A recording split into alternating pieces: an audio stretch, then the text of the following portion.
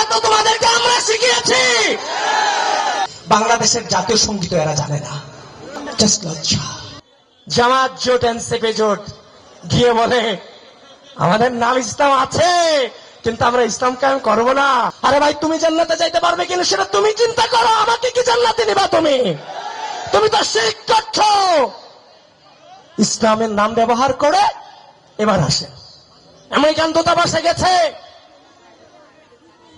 জামাত জোট, এনসিপি জোট গিয়ে বলে আমাদের নাম ইসলাম আছে, কিন্তু আমরা ইসলাম কায়েম করবো না, শরিয়া আইন কায়েম করবো না, আমাদেরকে প্লিজ ক্ষমতায় বসান।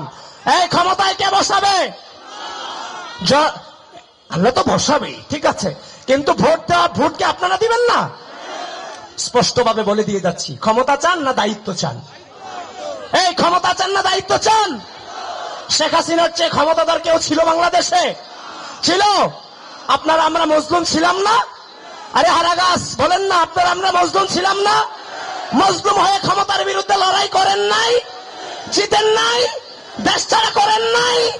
আমরা দায়িত্ব চাই, ক্ষমতা চাই না। ক্ষমতার মালিক এক যেমন আল্লাহ, ঠিক একই ভাবে দায়িত্বশীল আর ক্ষমতাবান হবেন আপনারা।